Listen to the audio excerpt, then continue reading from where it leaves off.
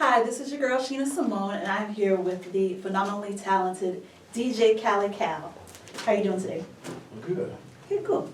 So tell us a little bit about yourself and your journey as a DJ so far. Well, I'm a father, I am a husband, I am a grandfather, and I started my journey as a DJ at the age of 13. Wow. Just had a birthday yesterday, just turned, I'm not gonna tell Happy y'all. belated birthday. Yes, and this is my craft, this is what I love to do, I love to entertain, I love to be creative on the ones and twos, you know, and I have a very large clientele. I'm more in the private sector now. You know, I will do appearances at clubs and different things for friends of mine and, you know, just different events, but I will not commit myself to a club anymore, so. Okay. I can definitely, in this day and age, I can definitely understand that. Right. So when you say private sectors, you mean like more private parties, things of that nature? Private parties, birthday parties, weddings, bar mitzvahs, Okay. you know, quinceañeras. Have you ever played a bar mitzvah and a quinceañera? Quinceañera several times. Okay. I specialize in old school. People say I'm an old school specialist, but I feel like whatever the venue is, I can adapt. Okay, that's pretty cool. Okay, so what skills do you feel DJs need to have in order to be successful? Patience. Okay, why is that? Because sometimes you get out there and you don't know your crowd. And when you don't know your crowd, some DJs tend to get frustrated because they're not vibing with their crowd. So me, for instance, when I DJ, especially in the early going, I'm just playing test music and I'm watching for people moving their hands, you know, bobbing their heads, tapping their feet, you know, just, you know, different things. I'm watching my whole room. You know, a lot of DJs are going there and they feel like just because they know music and they love music, they can DJ, but can you keep a crowd entertained for 4 or 5 hours throughout a night? That's pretty cool. That's a good bit of information. You have to watch your room and you have to take command of that room when it's time for you to take command of that room. Yes. All right, cool beans. All right, actually that. Next question. House parties.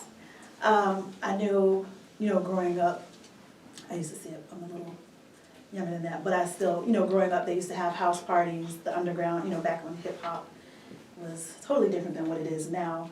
Right. They had the house parties in the basements and things like that. Right. Do you feel like, have you ever played any of them, for one, and do you feel like it's a thing of the past now, or is that something that still goes on?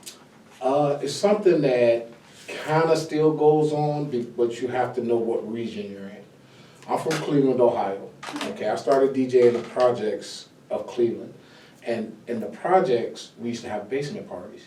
So, you know, in the projects, the building, the basement goes all the way up under the building. Okay. So we used to put the little Christmas lights up over the pipes and stuff. And that's how I hone my skills. You know, Big Daddy Kane, Heavy D, Run DMC, all of those artists were my favorite artists. So that's how I learned how to mix and scratch. I had a partner of mine who was a DJ, and as I accumulated this equipment, I didn't know what to do with it. I didn't even know what I had. And we were sitting up at his house one day, and you know, he used to just DJ all the time. And I said, man, I got all this stuff at home, man. And I said, will you show me how to hook it up and show me how to play it?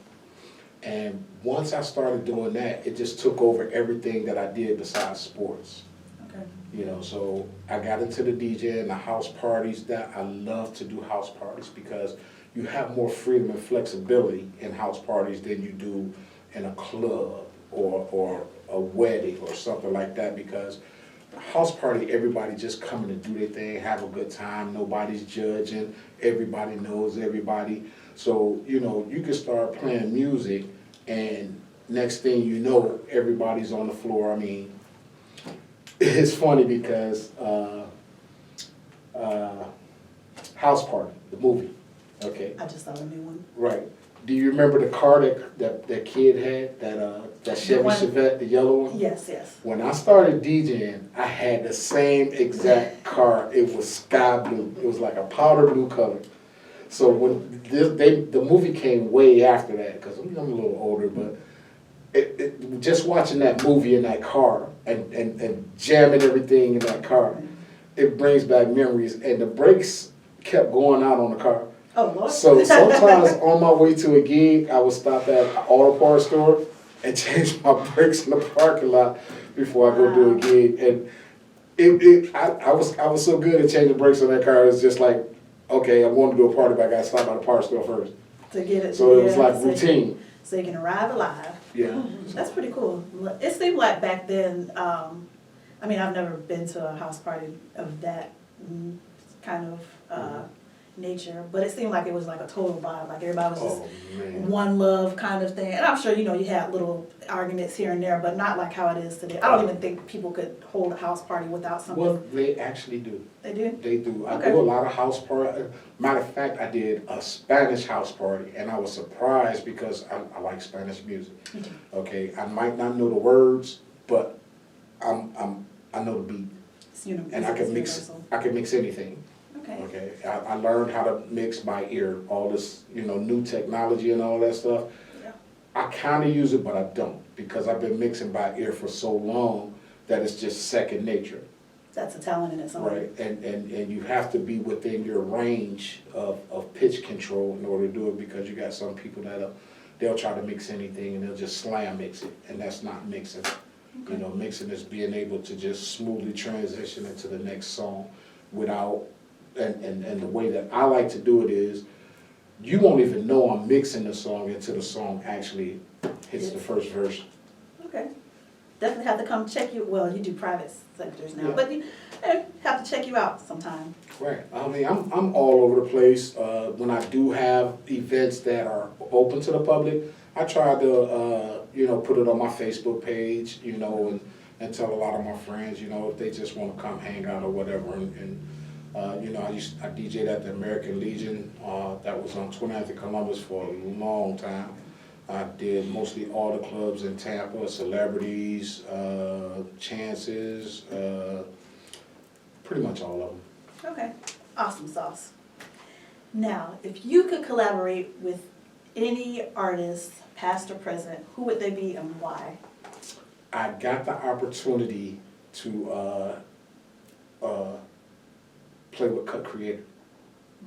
Okay. He was LL Cool J's DJ. Okay. And he taught me some stuff he taught me some techniques that I was already doing, but I had not mastered them yet. And playing with him was so much fun, But as far as DJing for a celebrity, on a collaboration, LL Cool J, I'm old school, so, nothing wrong with that. I would love to DJ for him, and I've pictured myself, just being able to DJ with different, artists and that nature, but he's at the top of my list, definitely. Heavy D when he was around. It's just so many of those guys back there from that 80s and 90s era. I would love to do a collaboration with DJ Jazzy Jeff. Okay. It's never too late. He's still out there. I was surprised to see him, I think it was at an award show. Maybe it was the Grammys. Yeah. And they had like the 50 years of hip hop. I could be wrong. Don't Right. quote me on that. But I believe that he was out DJing one of those things. Yeah, because LL Cool J was on there. Right. And the only thing that I miss about doing the club scene is that I used to DJ a lot of concerts. So when people came in town to have concerts, I actually got to meet a lot of those people. Okay. And I've actually done a few after parties for the artists, at their hotel, different stuff like that. But all of the legends, DJ Red Alert, those guys, man, the guy that's on the radio now, Breakfast Club. Charlamagne? No, not Charlamagne. Envy. Not addicted. Yeah, DJ Envy and Oh. just all of those DJs from back in that era, man. Grandmaster Flash, I would love to meet him. Okay. Yeah, those are some pretty big legends there. Yeah, and Those are those, great opportunities right, to and come across those people. those are the DJs that I grew up trying to, what's the word I'm looking for? Emulate. Okay. And, my style of the way that I play, I was doing that when I first started DJing and when I first moved to Tampa in 1987. That's the way that I was playing. And it's the way that I was playing back then is what the guys out there are doing now. Okay. So, you know, up north, the style was totally different. You know, down here when I first got a lot of bass music, so I had to learn how to play Tampa music. To adapt to the, yeah. Yeah. Yep, I never thought about that, how the, I mean, I know, you know, just like they have the music up north and the southern Right. music, that's always kind of been a thing, like, oh, you're from the So- south, blah, blah, blah. Right. So I could pretty much go anywhere in the country and adapt that Adapt to it. style. Yeah, Kind of like a chameleon. definitely. Okay, are there any unwritten rules amongst DJs? All of the rules are unwritten, Okay. but the most important is be respectful to your crowd and your clients. Okay. You know, if they tell you, well, I don't want no curse music, you gotta do your best. If they tell you they don't want any innuendos, you gotta do, I mean, I have a church that I play for here, AME, over by HCC, Pastor Dane. Okay. And he would prefer that his kids in his church party in the church instead of in the street. So I've done several parties in the church with rap music, hip hop, but I made sure it was respectful and it was clean. Okay. So the biggest thing is respect your clients. Okay. That's pretty cool. Yeah, church has come a long way since I grew Yeah. up, because, Yeah. okay. No offense to the church. Okay, what's your style of music? I think you might have already hit that earlier on. I'm an R&B specialist. You know, I like the rap music with the R&B flavor. A lot of this new stuff I don't care for, but I have to play it because that's what they pay me to play. But if like my boy DJ Pun sitting over there, what's up? You know, he just turned me on to a party that I'm going to do tonight in Palmetto, and it's an adult, probably old school R&B. You know, so I love anything with that R&B flavor to it. I don't care if it's rap, hip hop, old school, whatever it is. That is my forte. Yeah, we don't get a lot of the, I mean, there are some R&B artists still out there, and they like to try to say that R&B is dead, but I think it's coming back to the surface. I do miss those days of, like, Tony Braxton's my favorite artist, one of my favorite artists, but just the music that just has content and lyrics to it and makes you feel good and make, you know, like, think about somebody and you can fall in love or you want to choke them out in the next couple of seconds, yeah. Well, Or, yeah. you know, just make you feel good. The thing I don't like about today's party scene, nobody dances anymore. You know, I mean, you know, you used to go back and be like, you know, back in the day and be like, hey man, play some Keith Sweat, How Deep Is Your Love? You know, Okay. or play some Michael Jackson, Billie Jean or something like that, and you know, your dance floor would be packed. Yeah. You know, but everybody's, you know, even a lot of the adults are leaning more towards the hip hop. They know more about the songs and the lyrics than I do, and I'm the DJ. Yeah. You know, and you know, there's no more crooning and singing and just having a good time. You know, they replaced that with a lot of the line dancing. Yeah. You know, so you know, if you go out with your significant other or whatever the case may be, unless you're going to a cabaret style party, which I don't know if a lot of people in this area know what a cabaret is, but it's a grown folks party, and they have plenty of them up north. You know, when you used to just get dressed up. Do you remember the movie Baby Boy? When Yes. Ving Rhames got dressed up and took Oh, his girl out, Yeah. that was the day. Okay. You know, so there's not a lot of that anymore, and I really miss that because I started DJing in that era. Okay. That seems like something I'd like to do. That and speakeasies. I'm kind of odd, but I love speakeasies. I always wanted to go to one, and I found out there's a couple around here. So there maybe there's some cabarets, or you might have to. I probably have to bring book it some back. myself, you know, Yeah, bring it back. because you know, now you find 8, 9, 10 girls going out hanging out together. Yeah. Okay, guys, they'll show up, but they won't show up. That hang out against the wall. Yeah. I don't go out that often Yeah. unless I'm performing, so I don't get to see the dynamics of how people like kind of don't dance or dance anymore. But I can understand it because the music is different as well, Yeah. so. And I definitely love live music. Love live music. I have a studio at home, and I'm trying to learn how to work my equipment and start doing things. And the hold up with me is I literally want to learn how to fluently play the keyboard, because anybody can get a drum machine or you know, any type of recording equipment and just start just tapping and make something sound good together. But then you run into the problem of, didn't so-and-so make that song? And they just took one instrument out of it, but it sounds the same. Yeah. I want to be able to sit down and play a melody that I created and then build around it, because to me, the melody is the song. Yeah, I can get that. That's pretty cool.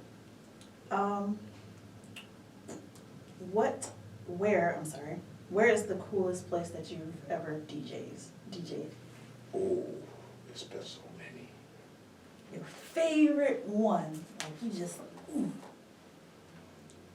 Oh, I gotta dig deep for that one. I'm gonna say several private, okay, like I say, I'm multi-versatile, okay? And my wife actually booked me a party with one of her ex-coworkers who was Caucasian, okay? And it was somewhere in Pinellas County, can't remember where it was. So, you know, I get there, I'm setting up my equipment, and no pun intended, bunch of white folks, okay? And they looking at me like, Who what are you? the hell is this? Time to go.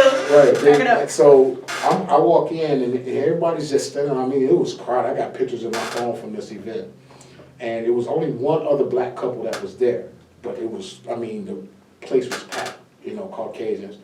And so I'm playing music, you know, I'm starting to play the, you know, top 40 kind of stuff and rock and roll and different stuff like that.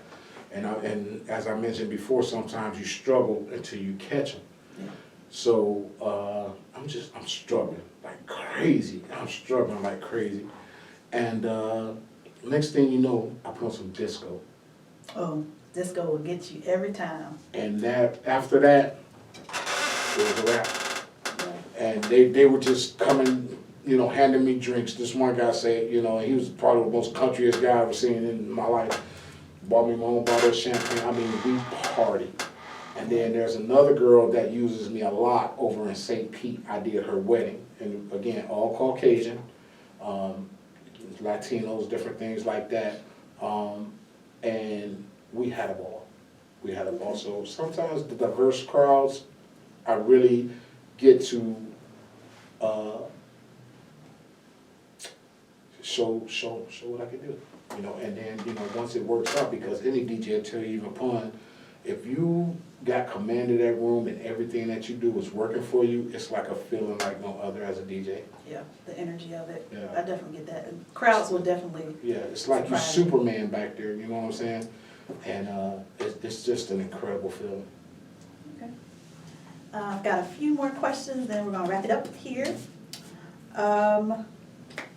What are currently your main challenges as a DJ, if you have any? Being a mobile DJ, moving the equipment, getting a little older, getting a little tired. Okay, Yeah. you have to hire a roadie. You know, depending on who you're, you know, doing this event for, it's not a lot of money out there to be able to pay somebody else to do that work. So me, basically, I try to, you know, buy the type of equipment that's not too, you know, difficult to move and different things like that. Everything is on wheels and stuff like that. I think the heaviest thing I got is my 18-inch subs. Okay, I was gonna say speakers probably would be the, okay. And this is the last little, it's not really a question. This is, well, it is a question, my bad. Tell the people out there where we can find you on the platform or find more information about you. I'm on Facebook. It is William Callahan. It's my real name, DJ Cali Cal. And the reason I put both together is because, you know, a lot of my classmates reach out to me under my name, because once I left Cleveland, you know, they didn't know anything about DJ Cali Cal because I had a different name back home. So, basically word of mouth, you can catch me at any event out there, I have cards. I'm very visible when I'm out, but I'm not in everybody's face. You know, when I go somewhere, people, they actually know who I am, which is sometimes surprising because, you know, say for instance, I used to DJ at Club Atlanta when it was on Kennedy. Okay. And it was about maybe 3,000 people a night in that club, okay? And I'm about 30 feet in the air, okay? So all I see is a blur. People. Right, but, you know, if I happen to just be somewhere, you know, or somebody hears my name, it's recognized. And I really appreciate that. I appreciate the love, and I definitely appreciate the support. I'm still out here DJing. I do a lot of private functions. If you see me in the club, I'm helping somebody out or doing somebody a favor. But I'm very accessible. Whenever you see me, you can come and talk to me. I'm not unapproachable. And people who know me, y'all know I'm a clown, and y'all know I get out. All right, there you have it. We have DJ Cali Cal. Thank you so much Yes, for this ma'am. interview. You were very informative. I learned a lot of new things. Mm-hmm. Yeah, and that's it. Bye.